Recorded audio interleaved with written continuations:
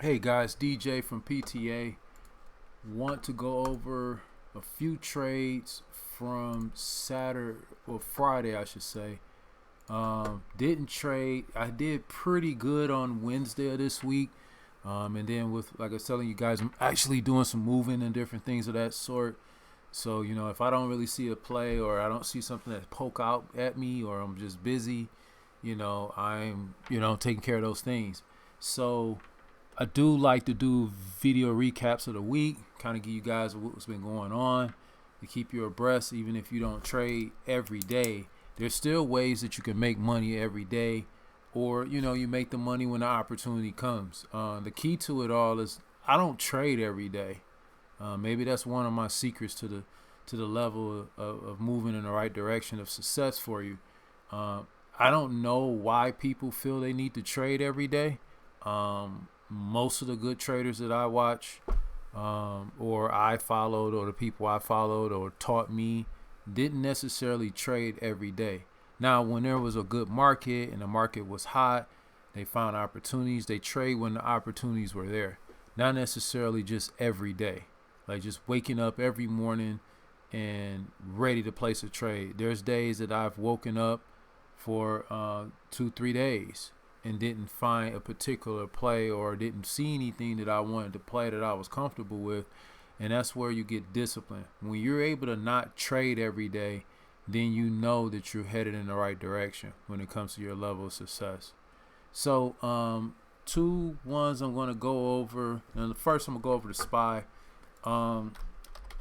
It's recent reports about the market being, everyone thinking that the market's bouncing. I feel like many other traders that the market is going to go back down, and I'm looking for a stretch back down at least to where it came from. So you're looking at least from here down to 380. So that's about a 30-point move.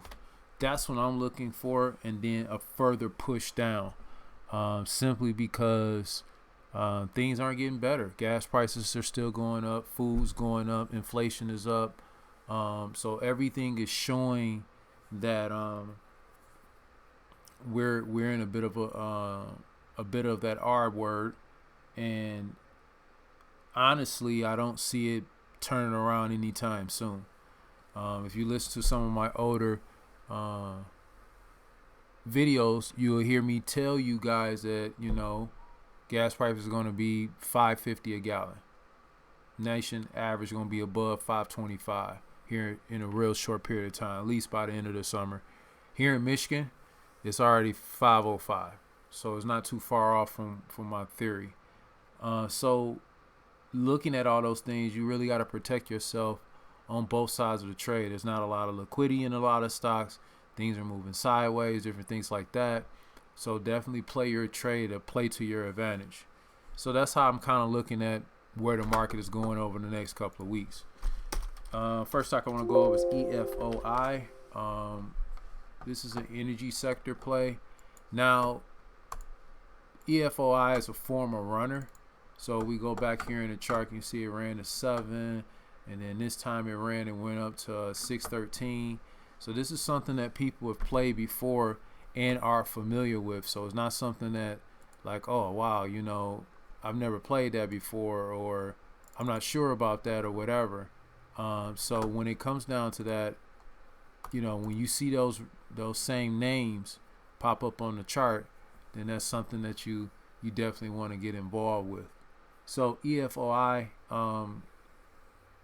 is one that was on watch. I think we talked about it previously in the week because of this move. Then it pulled back, and then we got a nice gap up to try to clear out the shorts. So looking at this, let me break this down to a 5-minute. This is that move the other day, sideways price action. So coming into today was where things kind of show where it was going to do. So you had this big pre-market push up to 155.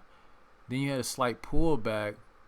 A lot of traders got in here, and I always tell traders kind of want to wait to see if it's going to hit a high and then pull back.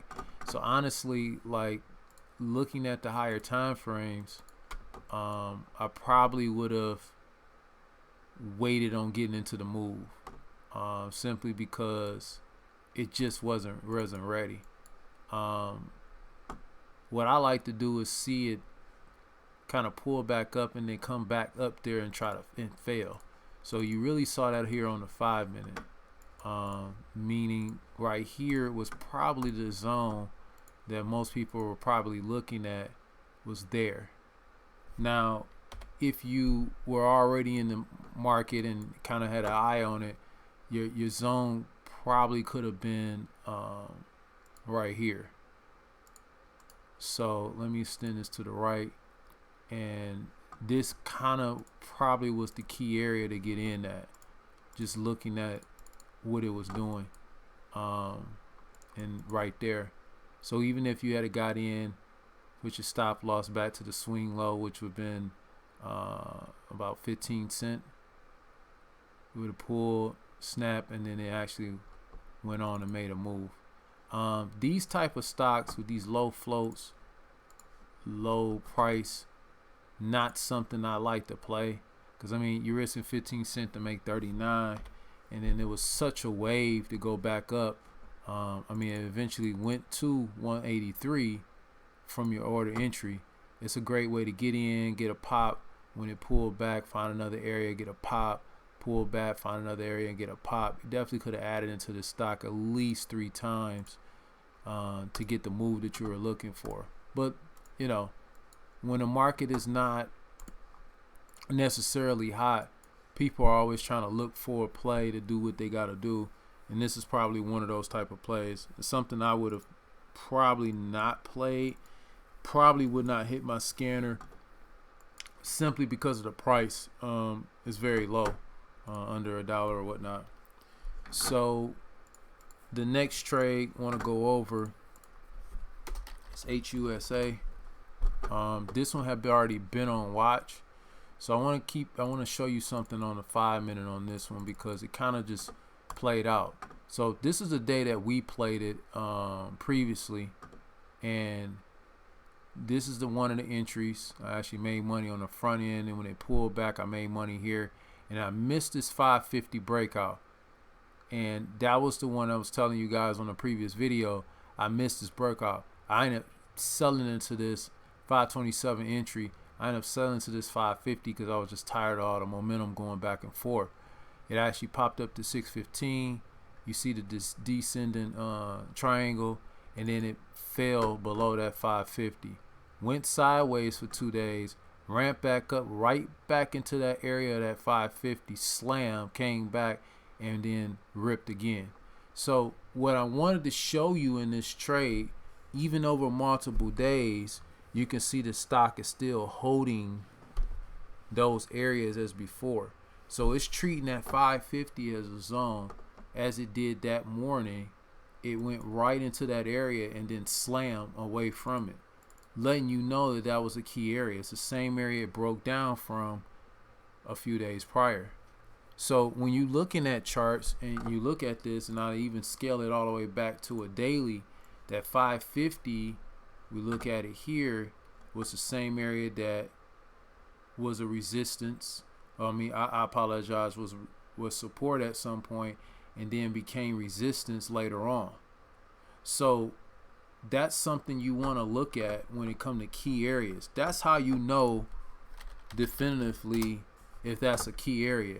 When you look at a chart and that stock is bouncing off the same area. So this 550 area, it rejected it here. It pulled away from it here, and it actually held its support here.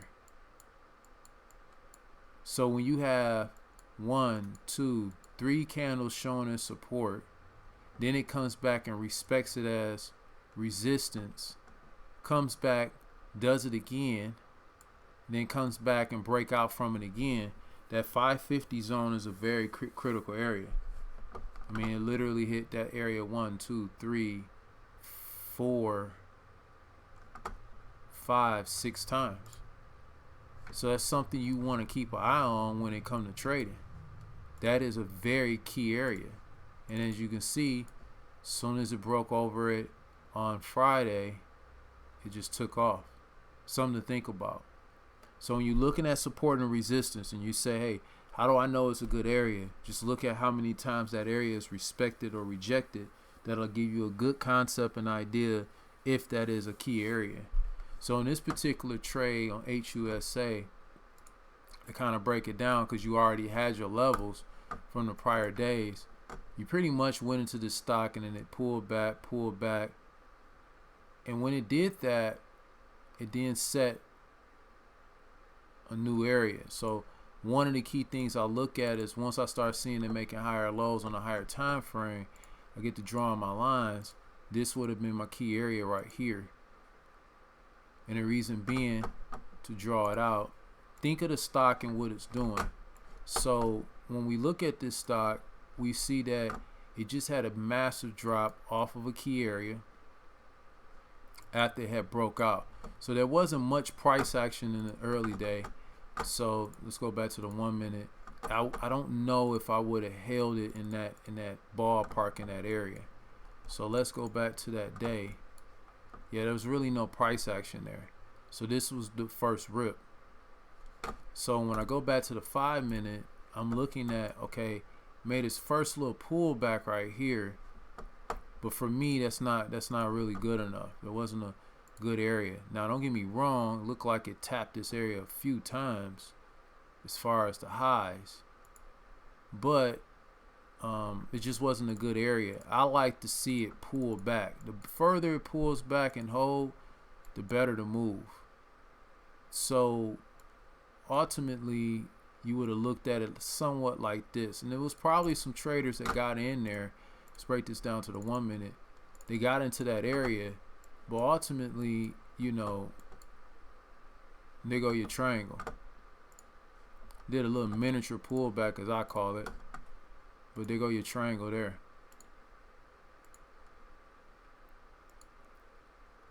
So pull, consolidate, broke out, create another candle, descending candle here, and then ripped. Tried to do it here, started going on the downtrend. Broke out, pulled up, started another downtrend.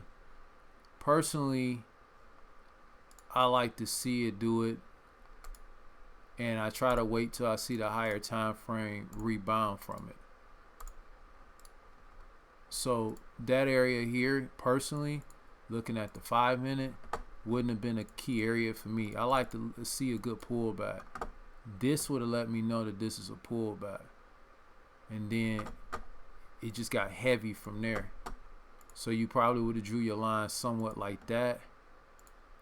And it just kept heavy and it broke down. So once it reached back up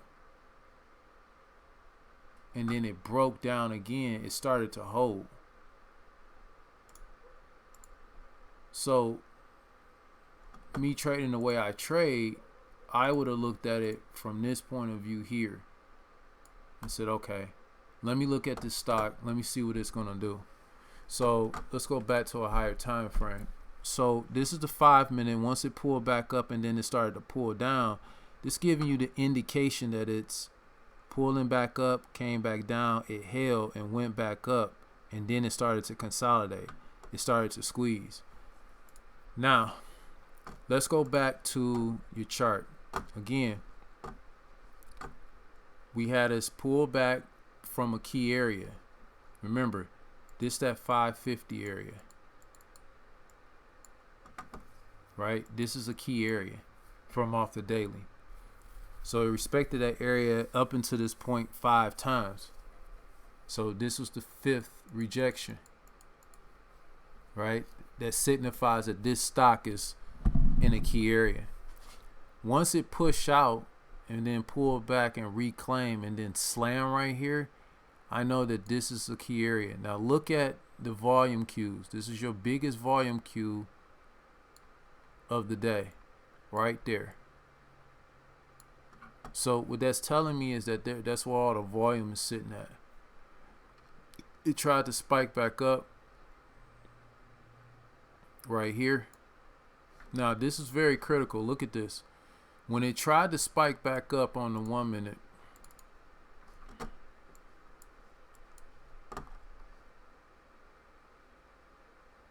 massive. This is showing exhaustion. Pull back. It rallied back up. Another volume cue.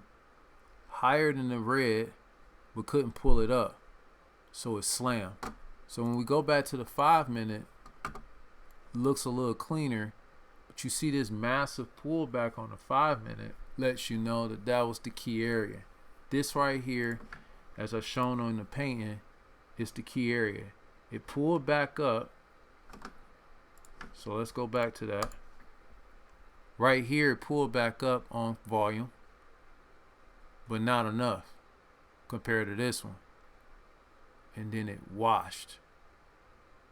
And then they ramped it up further. But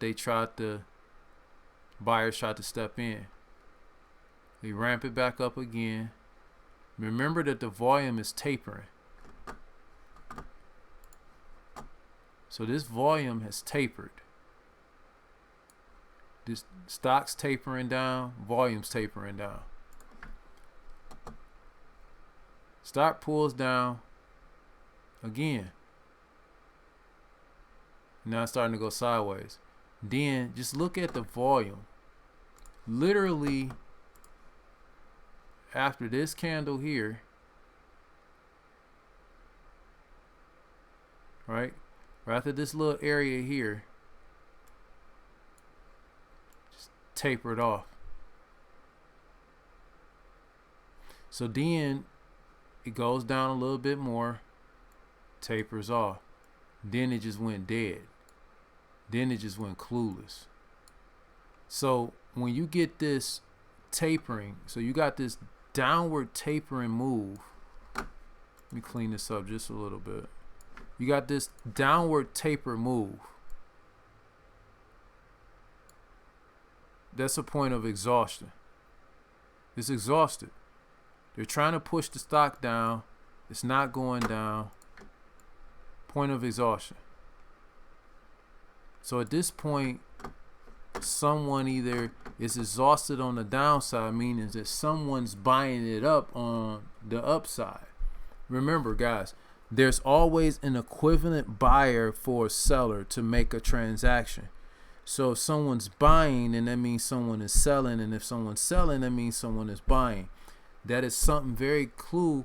Remember, because that's how you gain to understand your levels of support. So you have this big downward move with no volume. The volume's tapering. Then you get this bounce. The bounce was on even lower volume, which is what entices traders to get into the trade on the short side. So think of it as pops. You got a pop.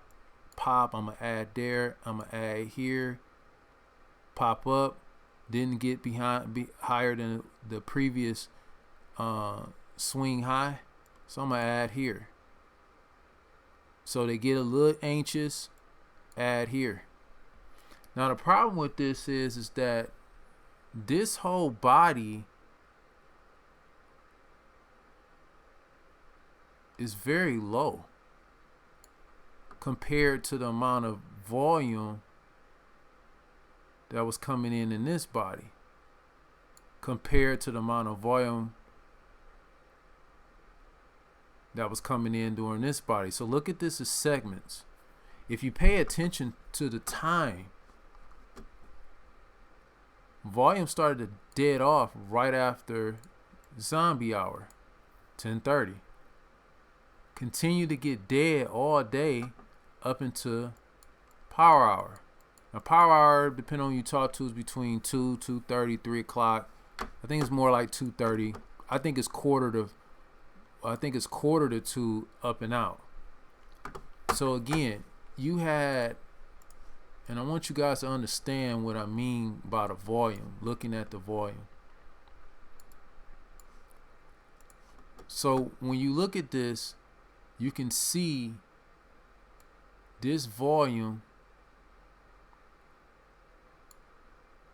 was a lot different than this volume here.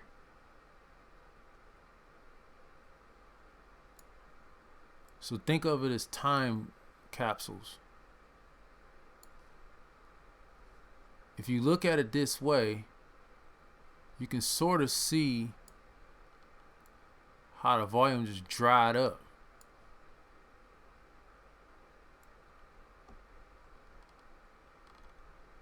So you had this massive volume,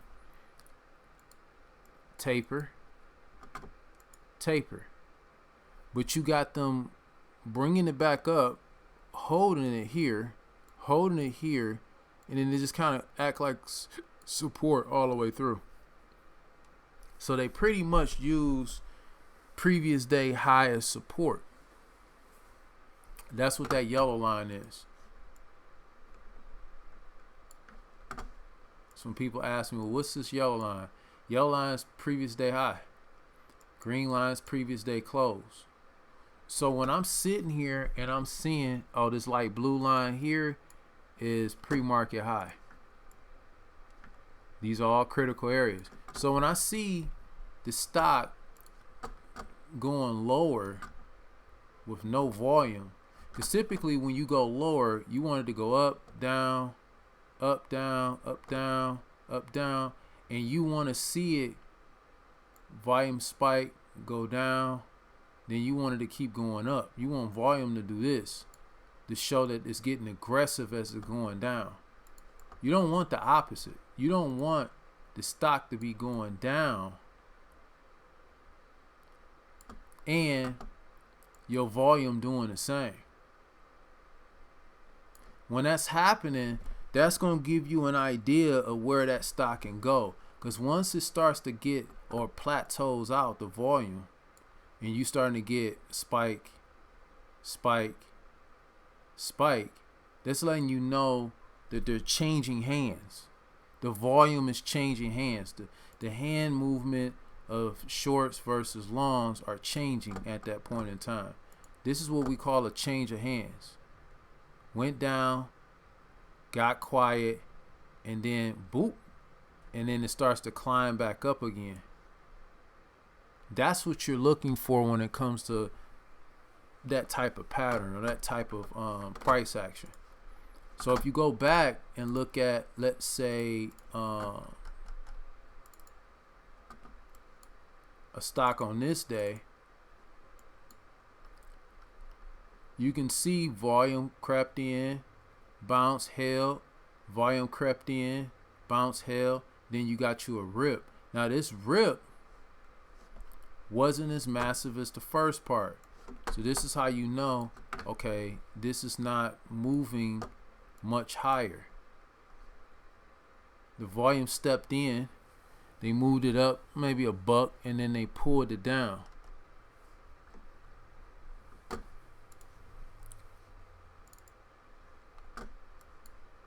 And what's interesting, they don't need as much volume to pull that stock down as they need to keep it up.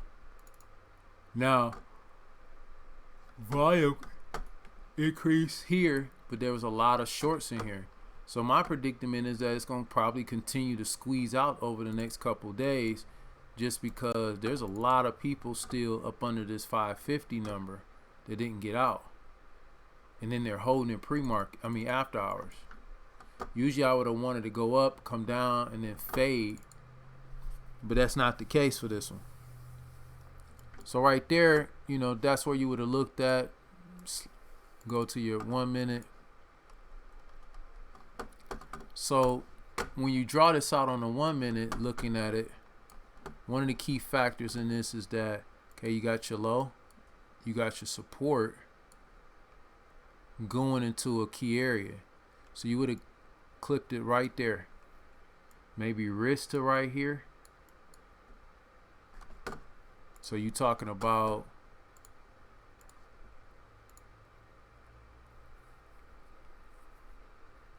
$0.10 risk, $1.16, maybe $1 gain. Nice move. Nice 9-to-1 move. Because at that point, it never really pulled back. Look at the 5 minute. one of the secrets I use in trading that most people probably don't even think about is, okay, if I got in here, I'm waiting to see what it do. So the first thing I'm gonna do is look at the 1 minute, and then I'm gonna look at the 5. I see that it violated here, and then they recaptured it. So what does that look like? Well, let's minimize that, go to a 1 minute.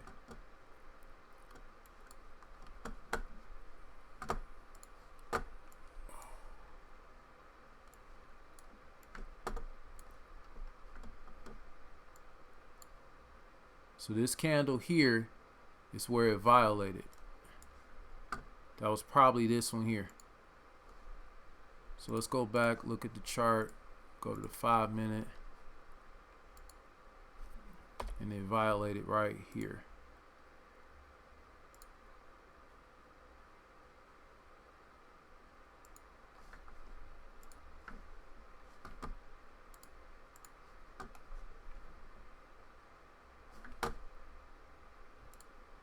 Break that down to the 1 minute.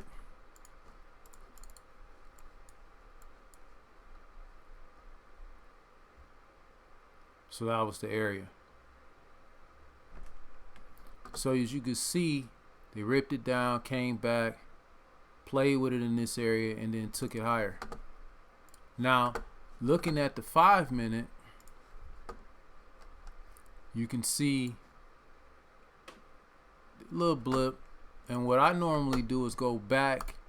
Once I see something like that, go back and look at the 15. See how the 15 look.